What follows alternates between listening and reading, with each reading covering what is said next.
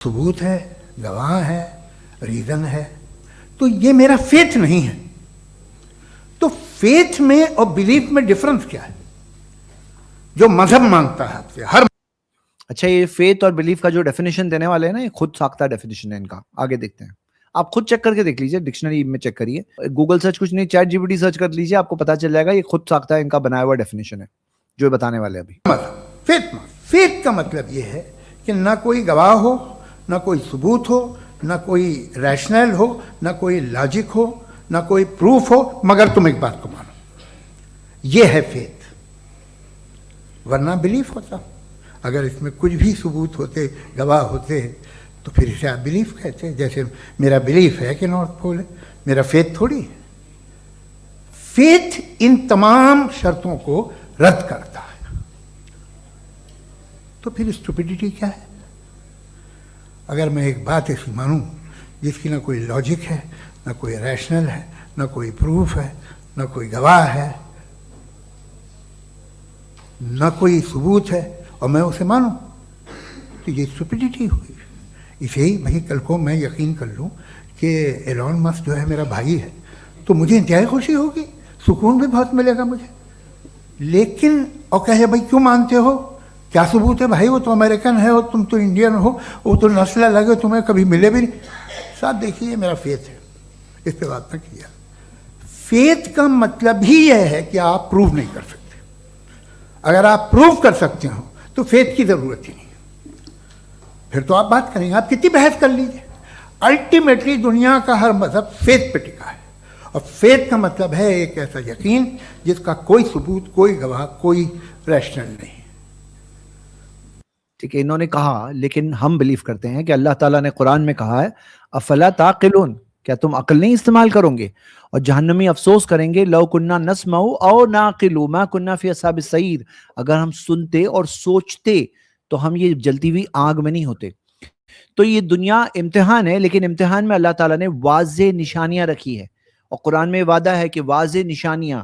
اور حق کیا ہے؟ اللہ تعالیٰ نے کہا کہ حق کے اندر کیا پاور ہوتا ہے کہ اگر جب حق آتا ہے وَقُلْ جَاءَ الْحَقُّ وَزَهَقَ الْبَاطِلُ، کہو حق آ گیا ہے اور باطل مٹ گیا ہے. ان الباطل کان زہوقا، کیونکہ باطل کو تو مٹنا ہی تھا. اور سورہ بقرہ کی آیت نمبر 256 کہ ہدایت اور گمراہی واضح ہے. تو اللہ تعالیٰ نے واضح کر دی ہے، کلیئر ہے ہدایت اور گمراہی. ہاں، آنکھ کھول کے دیکھنا پڑے گا. جس کی آنکھیں بند ہے اس کو تو لگے گا ارے کچھ بھی نہیں دکھائی دے رہا ہے.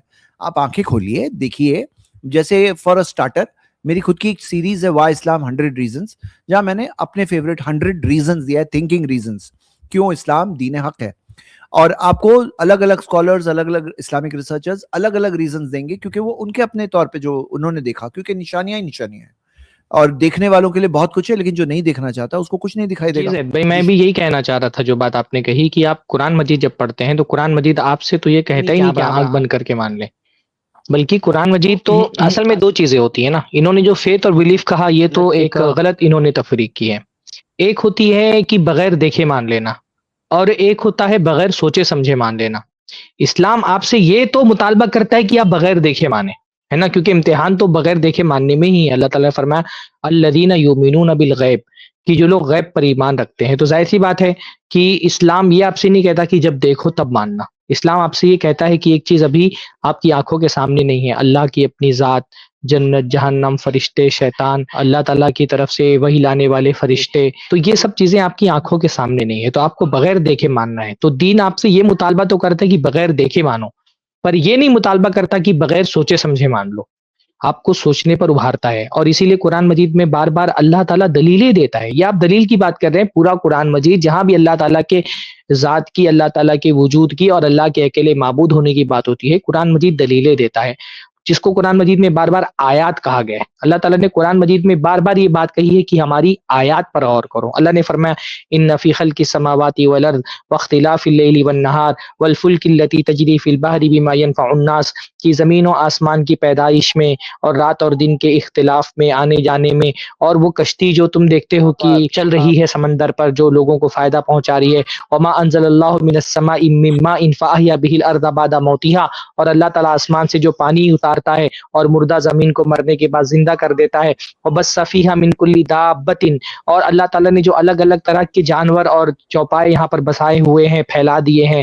وتصریف الریاح، اور ہواؤں کے یہاں وہاں پھرنے میں. والسحاب المسخر بین السماء والارض، اور آسمان و زمین کے درمیان جو اللہ رب العالمین نے مسخر کر دیے ہیں بادل.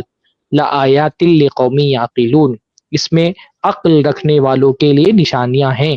دیکھیے یہ بنیادی طور پہ وہی آرگیومنٹ ہے جو ہم نے کہا نا کہ جو کچھ لوگ کہہ رہے تھے بھائی کہ یہ سارے دلائل جو کانٹیجنسی آرگیومنٹ اور فائن ٹیوننگ آرگیومنٹ یہ سب کی قرآن کی دلیل کیوں نہیں جا رہی، یہ بنیادی طور پہ قرآن ہی کی دلیل ہے. آپ دیکھیں اس میں اللہ تعالیٰ نے یہی بات کہی ہے کہ مخلوق ہے، حادث ہے، اور وہ کسی کی محتاج ہے اپنے پیدا ہونے کے لیے، اپنے چلنے کے لیے. تو ایسا کیسے ہو سکتا ہے کہ کوئی خالق نہیں ہے اور مخلوق وجود میں آ گئی ہے اور کوئی چلانے والا نہیں اور سب کچھ اتنی پرفیکٹلی چل رہا ہے، اتنا پریسائز طریقے سے چل رہا ہے. تو قرآن مجید تو آپ سے کہتے نہیں کہ آپ بغیر دیکھے بغیر سوچے سمجھے مان لو. قرآن تو قدم قدم پر آپ کو سوچنے کی، غور و فکر کرنے کی دعوت دیتا ہے. قرآن مجید کہتا ہے وَفِي الْأَرْضِ آیَاتٌ لِّلْمُوقِنِينَ وَفِي أَنفُسِكُمْ أَفَلَا تُبْصِرُونَ، کہ یقین رکھنے والوں کے لیے تمہاری زمین پر بہت ساری نشانیاں ہیں، اور خود تمہاری جسم کے اندر تمہاری اپنی جان میں بہت ساری نشانیاں ہیں. تم غور کیوں نہیں کرتے؟ تم اپنی عقل کا استعمال کیوں نہیں کرتے؟ تو قرآن مجید عقل کا استعمال کرنے کی بات کر رہا ہے. قرآن مجید آیات میں غور و فکر کرنے کی بات کر رہا ہے. قرآن مجید بار بار یہ کہہ رہا ہے کہ جو اللہ تعالیٰ کے بندے ہیں وہ آیات میں غور کرتے ہیں، اور جب اللہ تعالیٰ کی آیات میں غور کرتے ہیں تو وہ کہتے ہیں ربنا ما خلقت ھذا باطلا، اللہ تعالیٰ تو نے یہ کائنات باطل طریقے سے پیدا نہیں کی ہے. بڑی سے بڑی اور چھوٹی سے چھوٹی چیز کا بندہ جب غور کرتا ہے تو وہ اسی نتیجے پر پہنچتا ہے کہ یہ کائنات اپنے آپ نہیں بنی ہے، اس کا بنانے والا ہے، ایک ہی ہے بنانے والا. یہ اپنے آپ نہیں چل رہی، اس کا چلانے والا ہے، اور وہ چلانے والا ایک ہی ہے. تو جو قرآن کا بنیادی دعوت ہے، یعنی ہم تو اس کے ذمہ دار نہیں ہے کہ دوسرے لوگ خدا کے بارے میں کیا عقیدہ رکھتے ہیں. ہم جب کسی ملحد کے سامنے بات کر رہے ہوتے ہیں تو ہم اپنا جو ورلڈ ویو ہے، جو ہمارا عقیدہ ہے اسلام کے حوالے سے، جو ہمارا عقیدہ ہے اللہ کے رسول صلی اللہ علیہ وسلم کے حوالے سے، اللہ تعالیٰ کے بارے میں، ہم اسی کا دفاع کر رہے ہوتے ہیں. تو کم از کم مسلمان کو تو یہ نہیں کہا جا سکتا ہے کہ اس کا جو بلیف ہے وہ بیس لیس ہے، وہ کسی بنیاد کے بغیر ہے.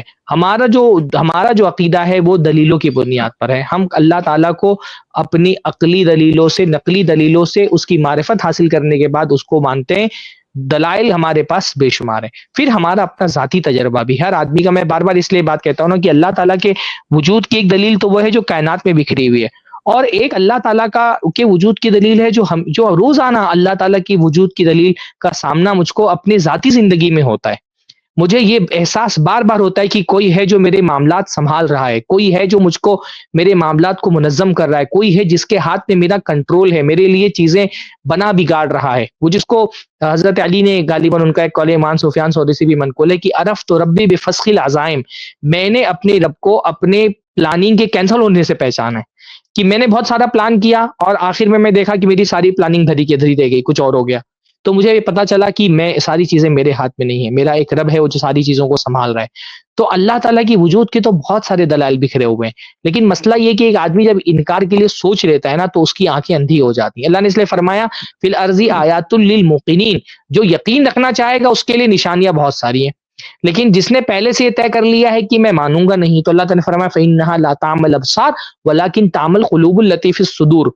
آنکھیں نہیں اندھی ہوتی، آنکھیں بھی یہ ساری دلیلیں دیکھ رہی ہیں، سورج چاند ستارے دیکھ رہی ہے، آنکھیں بھی آسمان سے اترتا ہوا پانی دیکھ رہی ہے، زمین سے اگنے والے نباتات دیکھ رہی ہے. تو آنکھیں تو دیکھ رہی ہیں ملحد کی بھی اور مسلم کی بھی، لیکن اس کے باوجود بھی ملحد کو اس میں خدا کیوں نہیں دکھائی دے رہا؟ ان آیتوں میں پتہ کیوں نہیں چل رہی کہ اس کا ایک بنانے والا ہے؟ فإنها لا تعمى الابصار ولكن تعمى القلوب التي في الصدور. اس کی آنکھیں نہیں اندھی ہوئی ہیں، اس کا دل اندھا ہو گیا ہے. جس کا دل اندھا ہے وہ سب کچھ دیکھ کر کے بھی نہیں سمجھ پا رہا ہے کہ یہ بنانے والے نے بنایا ہے، چلانے والا چلا رہا ہے. اور جس کے دل میں ہدایت کی روشنی ہے اس کو تو ایک ایک ذرے میں، وہ ایک مکھی کو دیکھ کر کے بھی پتہ لگا لیتا ہے کہ یہ مکھی اپنے آپ سے وجود میں نہیں آ سکتی ہے. اس کا اتنے زبردست جو اللہ تعالیٰ کی مخلوق، ایک مکھی جو اللہ تعالیٰ کی مخلوق ہے، یہ مکھی اللہ رب العالمین کے موجود ہونے کا ثبوت ہے. اس کے لیے کائنات کی ہر شے میں دلیل موجود ہے. آنکھیں نہیں، دل میں اگر ہدایت کا نور ہے نا. کسی نے امام احمد بن حنبل سے پوچھا کہ اللہ تعالیٰ کی وجود کی کیا دلیل ہے؟ انہوں نے کہا انڈا اللہ کی وجود کی دلیل ہے. انڈا مطلب ایک ایمان والا بندہ یقین سے دیکھے گا، اس کو دیکھے گا انڈا اللہ تعالیٰ کے وجود کی دلیل ہے. حسن حسین، یہ ایک بند قلعے کی طرح ہے. لا منفذ لہ ولا باب، نہ اس سے باہر نکلنے کا کوئی راستہ ہے نہ اندر جانے کا کوئی راستہ ہے. ظاہر کالفضۃ البیضاء، اس کا ظاہر چاندی کی طرح چمکیلا ہے. باطنہ کالذھب، اندر سونے کی طرح گولڈن ہے. اور تم اچانک دیکھتے ہو کہ وہ انڈا ٹوٹتا ہے اور اس سے ایک زندگی نکل آتی ہے. تو بندہ تو انڈا دیکھ کر کے بھی اللہ تعالیٰ کے وجود کو سمجھ سکتا ہے. کسی نے حضرت امام شافعی سے پوچھا کہ اللہ کے وجود کی کیا دلیل ہے، تو انہوں نے کہا کہ ہری گھاس اللہ تعالیٰ کے وجود کی دلیل ہے کہ اس ہرے پتے کو جب کوئی ریشم کا کیڑا کھاتا ہے تو یہ ہرا پتا ریشم بن جاتا ہے، اس کو بھینس کھاتی ہے تو یہ دودھ بن جاتا ہے، اس کو ہرن کھاتی ہے تو یہ مشک بن جاتا ہے.